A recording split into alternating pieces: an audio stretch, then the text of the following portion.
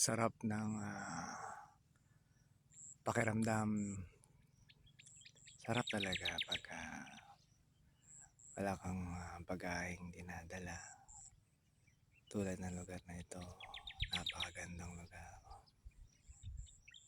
Tanaw mo ang napakagandang panoramic view ng mga kabundukan ng Zambales, pastulan ng mga kalabaw at baka, at nakikita mo ang iyong pamilya, ang iyong may bahay, ang iyong anak na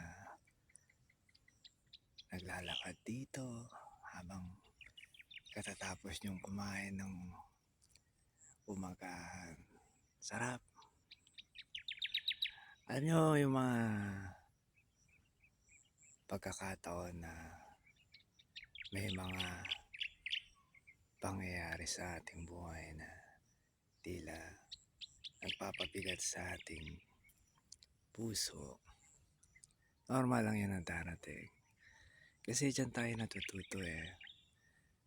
Sana nga matuto tayo doon sa dumaan na yon. Mga pagkain na mabibigat sa ating puso at unawa.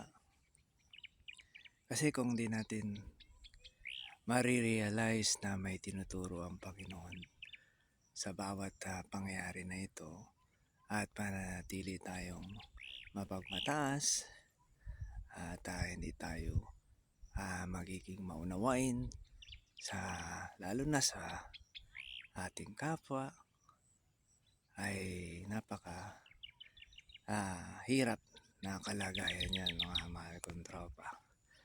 Kaya kung may mga pangyayari sa atin na kapwa natin ay may nagawa sa atin na lalo na yung mga hindi sinasadya, o kaya may nire-request na maliit na bagay at yung nire-request para sa ikabubuti naman, ay unawain natin, ibigay natin, kasi maiksi lang ang buhay eh. Napakaiksi. Kaninang umaga lang merong na aksidente sa motor, patay.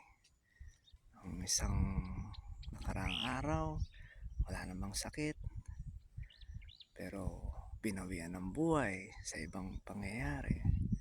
Yung iba naman binabawian ng buhay sa anumang kadahilanan.